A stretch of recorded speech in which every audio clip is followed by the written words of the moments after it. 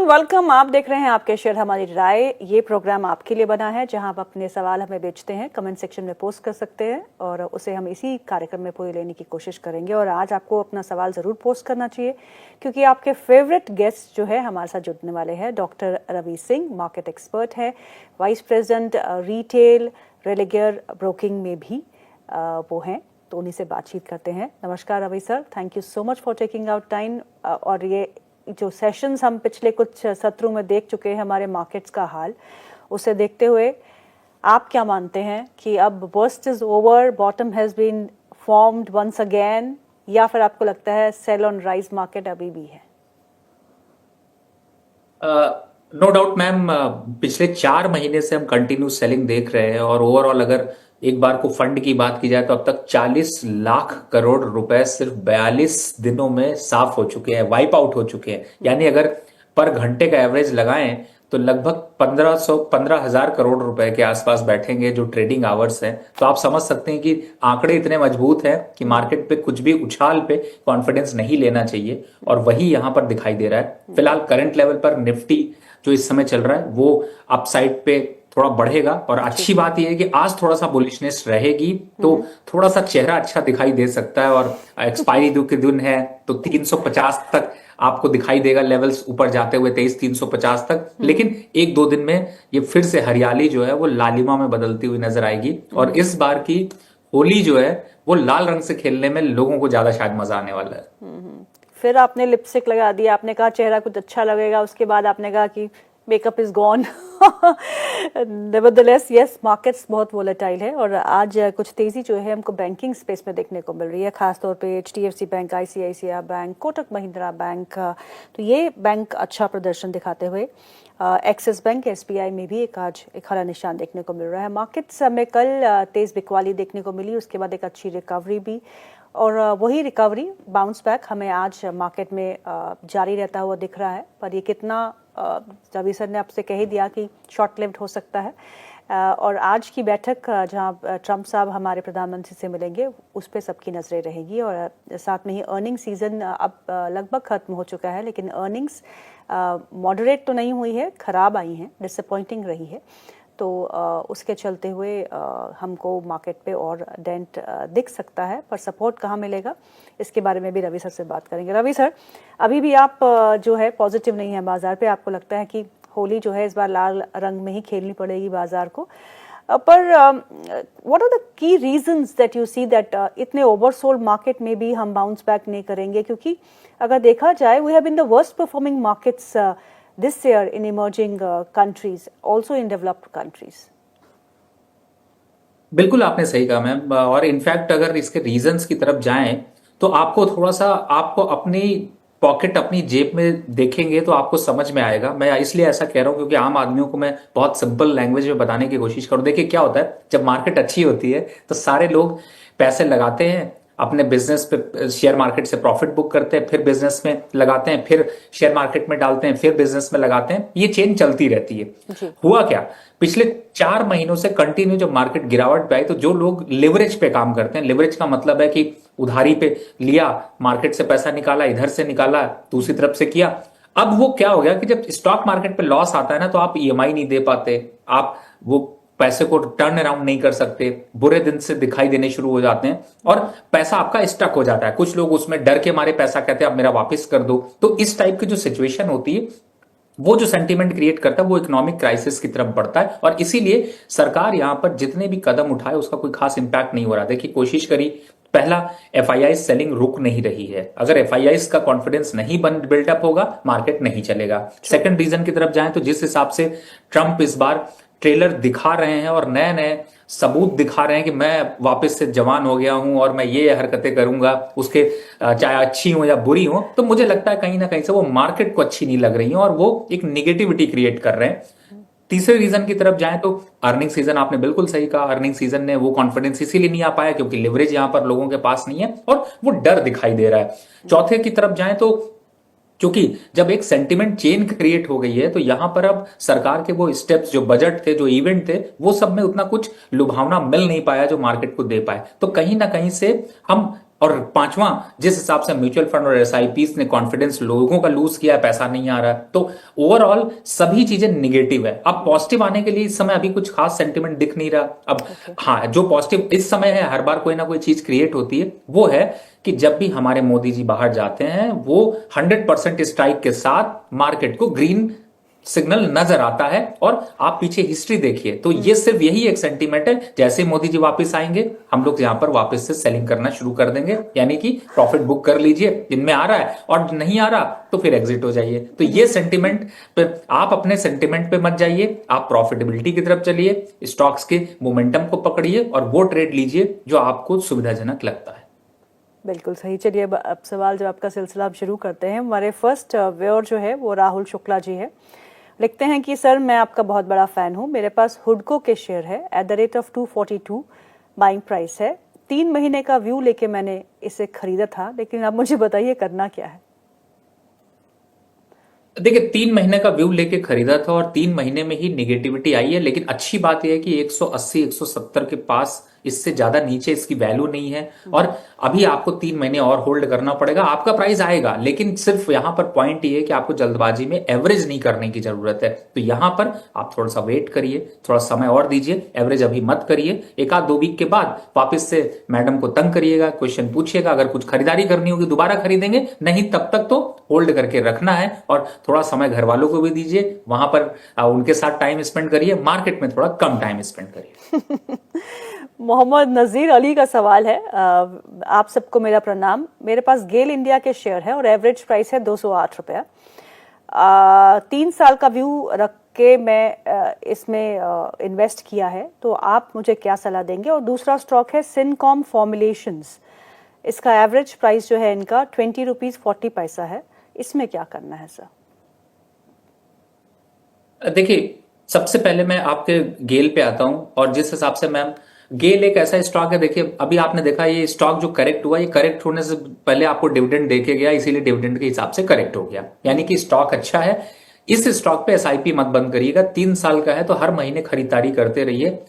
Company इतनी rich है, cash rich है, कि अगर स्टॉक की वैल्यू देखी जाए, मार्केट चल जाए सेंटीमेंट, तो ये वापस से 280 तक के भाव जा सकते हैं। तो इस पे आराम से बने रहिए, डटे रहिए, कहीं कोई घबराहट लगे तो वापस दूसरे स्टॉक को बेच के भी यहीं खरीद लीजिए। रही बात दूसरे स्टॉक की, अच्छा तो नहीं लग रहा है सर, मेरे हिसाब से उस पर एग्जिट होना चाहिए। जी। मोहम्मद उमर का सवाल है, मेरे पास दो शेयर्स में फ्रेश एंट्री करना चाहते हैं, एक है वीबीएल और दूसरा है एरेकॉन। दोनों ही स्टॉक्स पे आप क्या नजरिया देंगे। देखिए वीबीएल में तो अगर फ्रेश एंट्री करने की सोच रहे हैं तो अभी रुक जाइए, और इनफैक्ट मैं कहूंगा कि नेक्स्ट 15 डेज अभी एंट्री मत करिए। अगर एंट्री करनी है, 2 स्टॉक्स यहां पर दिखाई दे रहे हैं, पहला जो अभी मैंने गेल की चर्चा करी थी, दूसरा है एनएमडीसी, इनमें एंट्री करिए, इन दोनों स्टॉक से अभी दूर रहिए। जी। शकील का सवाल है, और ये सवाल है जमुना ऑटो पे। उनके पास जमुना ऑटो के शेयर्स है @ 108 रुपीज ईच, तो उन्हें क्या करना चाहिए, एग्जिट करना चाहिए या फिर होल्ड करना चाहिए। देखिए ओवरऑल अगर जमुना ऑटो कंपनी की बात करें तो कंपनी बहुत अच्छी है, 80 रुपए के नीचे स्टॉक जाने के चांसेस कम है, थोड़ा समय देना पड़ेगा, 100 रुपीज के आसपास का वापस से लेवल दिखाई देगा। तो फिलहाल मुझे ऐसा लगता है थोड़ा चार्ट पैटर्न खराब लग रहे हैं, लेकिन जमुना ऑटो एक स्ट्रॉन्ग फंडामेंटल कंपनी है, थोड़ा सा समय यहां पर दीजिए, बने रहिए, काटिए नहीं सौदा, एवरेज भी मत करिए, थोड़ा वेट करिए। एवरेज करने के लिए जुड़े रहिए, जिससे कि जब एवरेज का टाइम आएगा क्वेश्चन पूछते रहिए, अगले हफ्ते फिर पूछिएगा, तो अगर तब तक कुछ सेंटीमेंट बनेगा तो एवरेज करेंगे। अगर बहुत करने की जरूरत है तो 80 और 78 रुपीज आपके लिए बेहतर है। ओके। कमलेश का सवाल है, हेलो रवि सर, मेरा लॉन्ग टर्म पोर्टफोलियो में MNM, LNT, Tata Motors, Tata Power, TVS Motors, JSW Energy, अब ये है या नहीं है, इन्होंने ये नहीं लिखा, पूछ रहे हैं कि लॉन्ग टर्म के लिए ये सही है या नहीं। देखिए जिन स्टॉक से आपने अभी नाम लिए सब लॉन्ग टर्म के लिए अच्छे हैं। टाटा मोटर में थोड़ा सा निगेटिविटी जरूर क्रिएट हो रही है, तो चाहे तो टाटा मोटर से शिफ्ट करके कुछ दिन के लिए आप पावर ग्रिड या फिर टाटा पावर में ही पोजीशन इंक्रीज कर लीजिए। लेकिन जैसे ही आठ 750 के ऊपर टाटा मोटर निकलता है तब एंट्री करिएगा, या फिर अभी 550 तक वेट कर लीजिए। बाकी आपका पोर्टफोलियो ठीक है, स्टॉक्स बहुत अच्छे हैं, लॉन्ग टर्म पे भी और शॉर्ट टर्म पे भी। फिलहाल थोड़ा सा आपको अभी टाइम लगेगा और पोर्टफोलियो में घबराने की जरूरत नहीं है। ऐसे स्टॉक, अगर ये स्टॉक नहीं चलेंगे तो इंडियन इकोनॉमी में भी कुछ नहीं चलने वाला सर, ये मान के चलिए। तो फिलहाल दमदार स्टॉक्स हैं, हाँ थोड़े से निगेटिविटी के शिकार हैं, और इन निगेटिविटी में अभी आपको 3 से 4 महीने का समय और लग सकता है। सो रवि जी, आपका ऑटो स्पेस में चुनिंदा स्टॉक कौन सा होगा?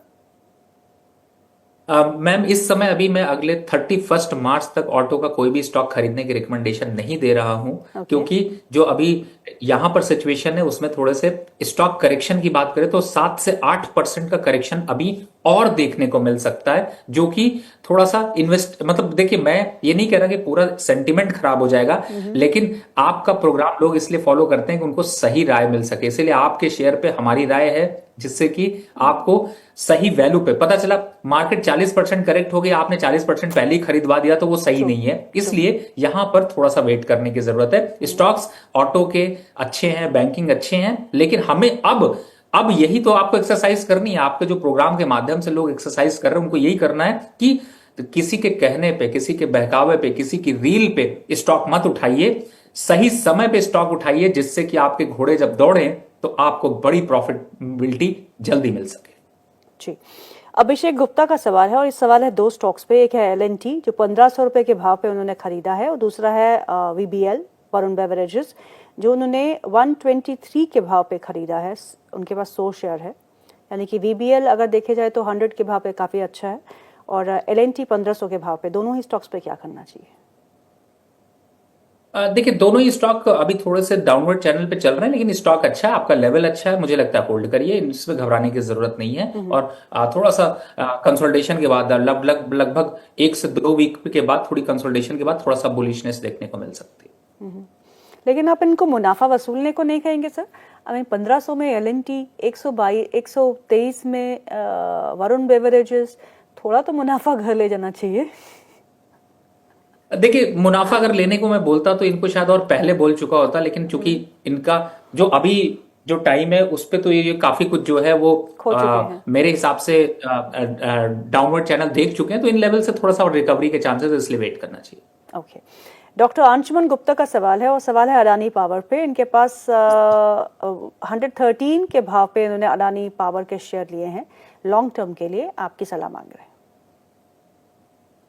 देखिए अदानी पावर का शेयर फिलहाल तो एक कंसोलिडेशन जोन पे है, लेकिन 450 अट्रैक्टिव लेवल है, 502 के पास चल रहा है, 580 का आता है लेवल, तो बिल्कुल मुनाफा वसूली करनी चाहिए।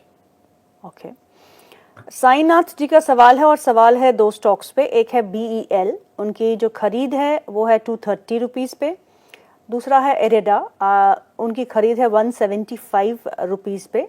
और एक और स्टॉक दिया है उन्होंने, आरआर केबल्स, और वो खरीद है 1100 रुपए पे। आपकी सलाह मांग रहे हैं तीनों पे, क्या करना चाहिए, होल्ड या सेल? देखिए फिलहाल तो सिर्फ एक ही स्टॉक जो अच्छा नहीं लग रहा वो है एरेडा, मुझे लगता है इस पे थोड़ी से करेक्शन के संकेत ज्यादा है, 160-65 तक के भाव आ सकते हैं, तो सिर्फ इससे एग्जिट कर लीजिए। इसकी जगह पे कई ऑप्शंस है, अभी हमने बात करी टाटा पावर की, पावर ग्रिड की, वो ज्यादा अच्छे हैं, तो मुझे लगता है वहां पर ले लीजिए, ज्यादा बेटर है। जी, आरती का सवाल है, मैम मेरे पास आईटीसी होटल के शेयर नहीं, मैं आईटीसी होटल के शेयर बाई करना चाहती हूँ for long term. Hotel space में यही एक शेयर आपको अच्छा लग रहा है, या फिर कुछ और स्टॉक्स है जो आप सुझाएंगे इन लेवल्स पे खरीदने के लिए? मुझे लगता है अभी थोड़ा सा होटल इंडस्ट्री पे भी यहाँ पर रुकना चाहिए, आफ्टर चूंकि अब जो चीजें हैं वो ओवर होती जा रही है, तो थोड़ा सा रुक कर खरीदारी करें। और होटल इंडस्ट्री में अगर मैं अभी देखता हूं तो मुझे लगता है इंडियन होटल थोड़ा अट्रैक्टिव हो सकता है, तो थोड़ा सा टाइम यहाँ पर रुकना चाहिए। नेक्स्ट 1 to 2 वीक के लिए अभी खरीदारी ना करें, अगर खरीदारी करनी है तो 690 और 700 के आसपास लेवल ज्यादा अच्छे लगे। जी, प्रिंस राठौर का सवाल है, तो आपको ये सवाल सुनना पड़ेगा। एचडीएफसी एएमसी में इनका निवेश है, 4205 के स्तर पे इन्होंने खरीदा है। जानना चाहते हैं इस ट्रेड में इन्हें क्या करना चाहिए? देखिए फिलहाल तो मुझे लगता है कि एचडीएफसी एएमसी निगेटिविटी ट्रेंड में है, और यहां से भी अभी करीब 500-700 पॉइंट की गिरावट आ सकती है। इस स्टॉक में कोई खास अप ट्रेंड नहीं दिखाई दे रहा, एग्जिट होना चाहिए। 3,000 के आसपास के लेवल आपको देखने को मिलेंगे। शायद मैं अभी जल्दी बोल रहा हूं, थोड़ा सा आपको लेवल्स लग रहा होगा कि 3,000 के मैं बोल रहा हूं, लेकिन हाँ करेक्शन है, एक्सेप्ट कर लीजिए, ज्यादा बेटर है, स्विच कर लीजिए।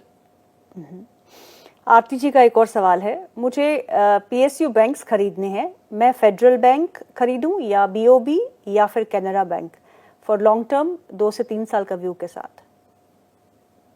बीओबी बेस्ट ऑप्शन है इन सभी में। बीओबी के साथ आप सेंट्रल बैंक भी आप ऐड कर सकते हैं, लेकिन बीओबी में कॉन्फिडेंस रखिए, बढ़िया लेवल्स है, अच्छे लेवल्स चल रहे हैं, बैंक अच्छा कर रहा है, अच्छे प्रॉफिट्स मिलेंगे। जी। अवधेश ठाकुर का सवाल है, और ये सवाल है बजाज हाउसिंग फाइनेंस पे और आईटीसी होटल्स पे। फ्रेश एंट्री करना चाहते हैं दोनों ही स्टॉक्स पे, मीडियम टू लॉन्ग टर्म का व्यू रखते हैं, आप क्या सुझाएंगे? देखिए आईटीसी 412 रुपए चल रहा है, 380 के पास एंट्री बनती है, उससे पहले एंट्री नहीं बनती, तो मुझे लगता है कि अभी एक वीक वेट करने में ही ज्यादा समझदारी है। थोड़ा सा ज्यादा जल्दी है तो एक वीक 15 दिन के लिए एफडी कर लीजिए, कुछ उस पर रिटर्न मिल जाएंगे 1-8% के। लेकिन स्टॉक मार्केट पे अभी इन स्टॉक्स में तो बिल्कुल थोड़ा रुकिए, करेक्शन के संकेत है। जी, और दूसरा स्टॉक आपने बता दिया, बजाज हाउसिंग फाइनेंस।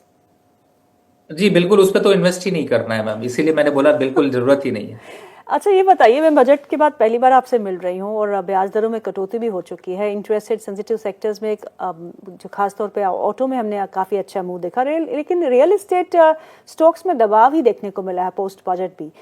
उसका मुख्य कारण का क्या है? हाँ देखिए मैम, रियल एस्टेट में आपको, अब आपने बोला बजट से छोड़िए, 1 जनवरी से आज तक में अब तक 21% गिर चुका है। आपको जी। पता है बजट स्टॉक जो गिरे हैं वो 21% के करीब गिरे हुए हैं। और स्टॉक गिरने के पीछे का रीजन सिर्फ एक ही है कि जो इस समय जो इकोनॉमिक सिचुएशन है, जिस हिसाब से स्टॉक मार्केट पे लोग स्टक हुए, लोगों ने अपनी सेविंग्स लगाई थी और सोचा था अच्छे रिटर्न्स आ जाएंगे, हम थोड़ा कुछ कमा लेंगे, वो कहीं ना कहीं से एक इम्पैक्ट किया है। और मुझे लगता है कि शायद इसी वजह से इस रियल एस्टेट के जो अभी हैं उनमें अच्छे डिस्काउंट्स भी आपको मिल रहे हैं। मैं तो कहूंगा कि आने वाले 2 साल तक, नोट करके मेरा ये प्राइस लिख लीजिए कि 2 साल तक रियल एस्टेट पे उन्हीं प्रोजेक्ट पे इन्वेस्ट करिए जो प्रोजेक्ट आपको हाथ पे डिलीवरी मिल रहे हैं और आप उसके यूजर हो। अगर आप इन्वेस्टमेंट के पॉइंट ऑफ व्यू से सोच रहे हैं तो बिल्कुल दूर रहिए। स्टॉक में अभी 20% का करेक्शन यहां से और दिखाई देगा आने वाले 6 से 8 महीने, तो सबसे बुरा जो दौर आने वाला है वो शायद रियल एस्टेट के लिए थोड़ा ज्यादा दिखाई देगा। ओके। श्याम सुंदर गुप्ता जी का सवाल है, very good afternoon sir, in the falling market, what should the strategy of the investor be while making their long-term portfolio, top down or bottoms up? Top down approach is better, but I suggest better you, whatever you have stocks, right? For example, you have a 10 stocks or 20 stocks in your portfolio, just revisit your stocks, find out the valuable stocks, increase those stocks as a quantity, but don't add so many stocks, right? So this is my suggestion. Just go through your portfolio and revisit, and just find out the valuable stocks and hold it. Otherwise you just switch all the stocks, whatever is एक आध दो कचरे stocks आपको मिलेंगे ही मिलेंगे, तो उनमें से आप एग्जिट कर दीजिए, वही ज्यादा अच्छा है। और नए स्टॉक तो बिल्कुल मत खरीदिए, ये मेरा सजेशन है सभी के लिए। मैं फिर से बोल देता हूं कि आप इस समय से जो आपके, जैसे क्या होता है जब परेशानी होती है तो वो परेशानी में कई बार ऐसा होता है मैम, मैं प्रैक्टिकल टाइम ले रहा हूं यहाँ पे, लेकिन जब इस पोर्टफोलियो का लॉस दिखता है तो कई बार ऐसा मन करता है सारे स्टॉक्स काट दें और मेरा ये लाल रंग खत्म हो जाए। True. यही सिचुएशन आपको मैं बताऊं सबसे आपके लिए डरावनी है।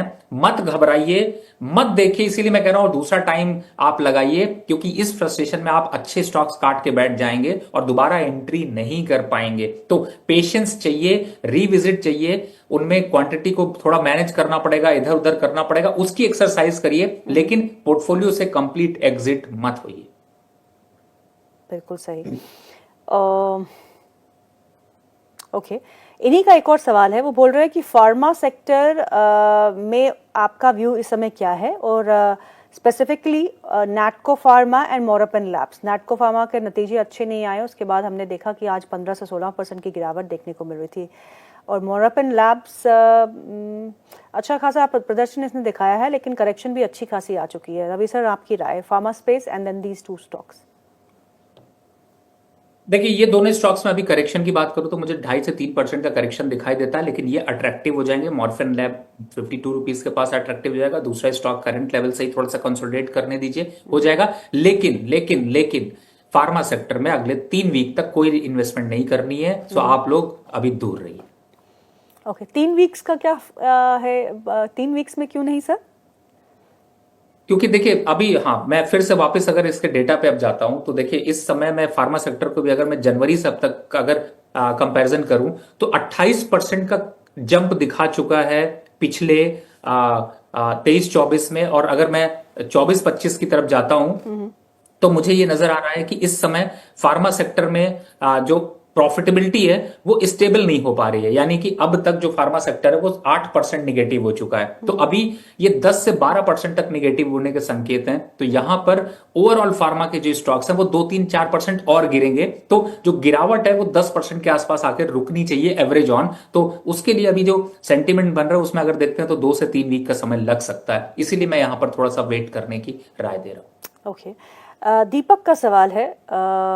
गुड आफ्टरनून रवि सर, आपने बहुत पहले मुझे नहीं मतलब रिव्यूअर्स को रेकमेंड किया था साउथ इंडियन बैंक। तो मैंने साउथ इंडियन बैंक खरीद लिया था, उसके बाद मैंने उनके राइट्स इशू भी खरीद लिए थे। अब मेरे पास 1000 शेयर है और मैं बहुत लॉसेस में हूँ। आप इस समय क्या राय देंगे?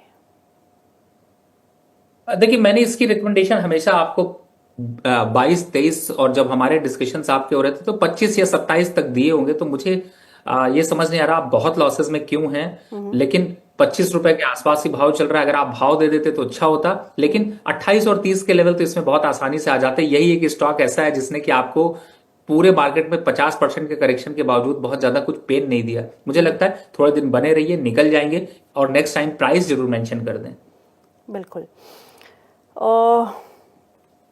सुशील आनंद का सवाल है। उनका सवाल है पटेल इंजीनियरिंग पे। उनके पास पटेल इंजीनियरिंग के शेयर है जो उन्होंने 64 रुपए में खरीदे हैं। अब वो आपसे जानना चाहते हैं कि वो होल्ड करे, अगर होल्ड करे तो फिर एवरेजिंग की सलाह देंगे आप? फिलहाल होल्ड करने की तो राय है, लेकिन एवरेजिंग की तो बिल्कुल सलाह नहीं है। पटेल इंजीनियरिंग अभी डाउनवर्ड चैनल पे है और मैं आपको क्लियरली बताऊं, मैं ये कोई सपने नहीं दिखाता कि यहां से स्टॉक बहुत बूम हो जाएगा। हाँ, 3-4% का करेक्शन और आ सकता है। अगर एवरेज करना होगा तो वहां पर करेंगे, लेकिन करंट लेवल पर तो बिल्कुल भी नहीं। और अभी 45-43 के लेवल्स तक दिख सकता है। ओके, कपिल देव जी का सवाल है। Very good afternoon sir. Ravi sir, मेरे पास शिपिंग कॉरपोरेशन ऑफ इंडिया के शेयर है। मुझे क्या करना चाहिए? क्या मैं और बाय कर सकता हूँ, एवरेजिंग कर सकता हूँ? देखिए इस समय शिपिंग कॉर्पोरेशन को अगर देखते हैं तो मुझे ऐसा लगता है कि यहाँ पर थोड़ी कंसोलिडेशन हो रही है। और इन लेवल्स पर अगर एवरेज करना है या इन्वेस्टमेंट करना है तो सिर्फ 20 से 30% फंड का करिए। मतलब आपको अगर 100 रुपए लगाने हैं तो आप यहां पर 30 रुपए ही लगाइए, यानी 10,000 लगाने तो 3,000 खरीदारी कर सकते हैं। लेकिन थोड़ा सा रुक रुक कर करें, धीरे धीरे करते रहें तो ज्यादा अच्छा है। अगला सवाल है जीटी का। अब पता नहीं जीटी का पूरा नाम क्या है, पर it says GT and the question is on Zomato. Zomato है इनके पास 230 के पे खरीदारी की है इन्होंने। अब जानना चाहते हैं कि आप इसमें क्या सलाह देंगे। I think Ravi sir was the only analyst जिन्होंने 4 से 5 महीने पहले कहा था कि जोमैटो से ऑर्डर खाना करके खा लीजिए पर इसका शेयर ना खरीदे। If I remember rightly. Yes Ravi ji, आप ही ने कहा था ना? जी बिल्कुल मैम, मैंने यही बोला था। और मैं बताऊं तो अगर आपने बेच दिया है शेयर तो आज आप लखपति हैं, और अगर आपने नहीं बेचा तो आप आज नेगेटिव पति हो जाएंगे। और इस स्टॉक पे अभी भी मेरी वही राय है। 180 का लो बना, 40% तक स्टॉक गिरा, और अभी भी बिलीव करिएगा जो आपने बोला वही सही है। ऑर्डर करिए, जमा मजा लीजिए। ये 218 पे भी स्टॉक बेच के ऑर्डर कर दीजिए, 180 आएगा कवर कर लीजिएगा, उतने में खाना फ्री हो जाएगा। तो फिलहाल स्टॉक पूरी तरह से निगेटिव ट्रेंड में है। स्विगी भी सेम है, मैं स्विगी भी को भी कंसीडर कर लेता हूँ। ये सब स्टॉक यहाँ से 50% गिरेंगे अभी भी। मिस्टर एस आचार्य का सवाल है आईआरएफसी पे। उनके पास आईआरएफसी के शेयर है at the rate of 128 rupees. जानना चाहते हैं क्या करना चाहिए। देखिए आईआरएफसी वैसे देखा जाए तो काफी कंसोलिडेशन जोन में चल रहा है। 120 एक मैक्सिमम प्राइस जो डाउन साइड दिख सकता है, वो 118-19 चल ही रहा है। तो मुझे लगता है बने रहिए, थोड़ा सा समय दीजिए, क्योंकि सभी निगेटिव ट्रेंड में चल रहे हैं, तो यहां पर थोड़ा सा रुकिए, वापस 160 के आसपास आएगा, प्रॉफिट बुक कर लीजिएगा। ओके, अभय कुमार का सवाल है दो स्टॉक्स पे, एरिकॉन इनके पास 1000 शेयर है एट द रेट ऑफ 214 और HAL इनके पास 60 शेयर्स है एट द रेट ऑफ 4832। क्या मैं एवरेज कर सकता हूं? एक साल का व्यू लेके क्या करना चाहिए? पहला, HAL पे आप अगर एवरेज करना चाहते हैं तो 34-3300 का लेवल का वेट कर लीजिए, वहां पर एवरेज कर लीजिए। दूसरा, जो आपने एरिकॉन है उसकी जगह पे IRFC खरीद लीजिए, उसको लेना ज्यादा समझदार है। ओके, मिस्टर आचार्य का एक और सवाल है, उनका NHPC पे है और NMDC पे है। NHPC उनके पास शेयर्स है at the rate of 91 rupees each और NMDC के शेयर है at the rate of 75 rupees each average price. So दोनों पे आपकी क्या सलाह होगी? दोनों होल्ड करके रखिए, और एवरेज करना है तो प्राइस नोट कर लीजिए। 59-58 रुपीज जो NMDC है, 61 रुपीज, 62 रुपीज, ये प्राइस अच्छा है। वापस 82 पे आता है तो प्रॉफिट बुक करिए। NHPC करंट लेवल पर अच्छा है, वापस से 88 और 90 रुपीज अगर आता है तो वहां पर आपका एवरेज प्राइस अच्छा निकल जाएगा, तो थोड़ा सा एवरेज कर सकते हैं। ओके, धर्मेंद्र यादव जी का सवाल है और सवाल है स्टैनली लाइफस्टाइल पे। स्टैनली लाइफस्टाइल के शेयर है इनके पास एट द रेट ऑफ 478। आप जानना चाहते हैं कि इस पे क्या करना चाहिए? देखिए, इस समय मैं अगर शेयर देखने की कोशिश कर रहा हूं तो मुझे जितना स्टाइल का नाम है उतने स्टाइल का उस पर कुछ ट्रेंड नहीं दिखाई दे रहा है। सो बेटर है एग्जिट कर लीजिए। जिन स्टॉक्स की चर्चा करी, NMDC आपके सामने भी बात करी, गेल की बात करी, पावर ग्रिड की बात करी, टाटा पावर की बात करी, उनमें ले लीजिए। इसका स्टाइल अभी थोड़े दिन स्टाइल में नहीं रहने वाला है। बिल्कुल। शकील जी का सवाल है और सवाल है सर्वेश्वर फूड्स पे। सर्वेश्वर फूड्स इनके पास 1200 शेयर है at the rate of 9 rupees 11 पैसा, पेनी स्टॉक है। जानना चाहते हैं अगर आप इस पे राय दें। देखो भाई, शकील साहब, सर्वेश्वर फूड को खरीद के तो आप करोड़पति नहीं बन पाओगे, लेकिन आप करोड़पति अगर हैं तो आप लखपति की तरफ कन्वर्ट हो जाएंगे इस स्टॉक खरीद के। पेनी स्टॉक से बिल्कुल मैम ने सही बोला। ये 7-5 रुपए वाले स्टॉक जो खरीदते ना, उसको बहुत खरीदिए, मैं मना नहीं करता हूं, लेकिन खरीदते ही छोड़ने की क्षमता जरूर रखिए। छोड़ने का मतलब है छोटा सा प्रॉफिट आया, लिया, निकल गए, भाग गए। बने रहेंगे तो आपको फंसा जाएगा। फिलहाल स्टॉक में कोई दम दिखाई नहीं देता, किस्मत है, अगर बढ़ जाता है तो निकल जाइएगा। फिलहाल कोई शकील भाई ऐसे स्टॉक्स सुनिए जरूर, लेकिन लीजिए मत। दिलाइए, दूसरों को दिलाइए, फंसने दीजिए। अच्छा लगता है कभी कोई दूसरों को फंसा दे। That is not fair. Okay, अब ये नाम तो पूरा लिखते नहीं। अब एके का सवाल है, कह रहे हैं कि आप मोरपन लैब को क्या मैं करंट मार्केट प्राइस पे खरीद लूं लॉन्ग टर्म के लिए? सिर्फ 2 वीक रुक जाइए, उसके बाद खरीदारी करिएगा। अभी के लेवल्स पे यहां से 5% का करेक्शन और दिख सकता है। यानी कि मैंने 52 रुपए अभी बोला था, 52 और 48 रुपए बेस्ट लेवल है जी। महेश चौधरी जी का सवाल है और सवाल है रिलायंस पे। बहुत पिटाई हुई है सर रिलायंस की, उनके पास खरीदारी का स्तर है 1300 रुपए। जानना चाहते हैं क्या करना चाहिए? देखिए, कभी कभी इस टाइप के जो स्टॉक्स होते हैं ना, ये हिस्ट्री में अच्छे लगते हैं, लेकिन बट प्रॉफिट नहीं दे पाते। दूसरों का सुन के हम खरीद लेते हैं, लेकिन हाँ, स्टॉक ठीक है, थोड़े दिन पड़े रहेगा तो वापस से आपका पैसा रिकवर हो जाएगा। 1150 के आसपास अगर मिलता है तो थोड़ा एवरेज जरूर कर लीजिएगा, समय दे दीजिए। उम्मीद है कि मोटा भाई नुकसान नहीं होने देंगे। विशाल कुमार जी का सवाल है, मेरे पास एक्सिकॉम के 260 शेयर है, नहीं 260 की खरीद है पर शेयर। एक्सिकॉम, क्या करना चाहिए? देखिए, एक्सिकॉम पे कोई विजिट नहीं करना चाहता, आपको भी विजिट नहीं करना चाहिए। मतलब वही है कि आपको यहाँ पे एग्जिट करना है। अगर लेना है तो आपके लिए मैंने अभी छोटे छोटे स्टॉक्स की बात करी थी। टेलीकॉम सर्विसेज का जरूर, लेकिन कुछ खास दम नहीं है। प्रॉफिटेबिलिटी में होते तो कहता कि 100% निकल जाइए, लॉस में है, थोड़ा सा पुल बैक देख लीजिए, मिलता है निकलने की कोशिश करिए। स्टॉक अच्छा नहीं है जी। हेमलता जी का सवाल है और ये सवाल कॉनकॉर पे है। कॉनकॉर के शेयर है इनके पास 1000 रुपए के भाव में लिए हुए, अब क्या करना है? होल्ड कर सकती हैं, चाहे तो इसको स्विच भी करने के अगर ऑप्शन ढूंढ देख रही हैं तो रेल टेल पे यहाँ पर स्विच कर सकती है, लेकिन मेरे हिसाब से बने रहिए। मार्केट के निगेटिविटी का असर है, लेकिन स्टॉक अच्छा है, वापस 1000 के भाव आ जाएंगे। 680-70 के आसपास मिलता है तो एवरेज करना बिल्कुल मत भूलिएगा। जी, एक आखिरी सवाल ले लेते हैं। योगेश का सवाल है और ये आईओसी पे है, उनके पास आईओसी के शेयर है, जानना चाहते हैं अब क्या करना चाहिए। देखिए 120 के पास चल रहा है, थोड़ा सा निगेटिव ट्रेंड में है, लेकिन स्टॉक ऑब्वियसली है कि कंपनी अच्छी है, थोड़े बहुत यहाँ पर निगेटिव ट्रेंड देखने को मिल रहा है, लेकिन स्टॉक काटने वाला नहीं है, लॉन्ग टर्म के हिसाब से बहुत बढ़िया है, तो धीरे धीरे करके वापस से बढ़त दिखेगी, तब तक बने रहिए। एक सवाल ले लेती हूँ, बड़ा इंटरेस्टिंग है। सुनील मीना जी का सवाल है, सर 1 लाख लगाना है लॉन्ग टर्म के लिए, शेयर बता दीजिए प्लीज, अभी मैं 1 लाख के लॉस पे हूँ। देखिए 1 लाख के लॉस पे है, पर उनके पास 1 लाख और है जो वो लगाना चाहते हैं।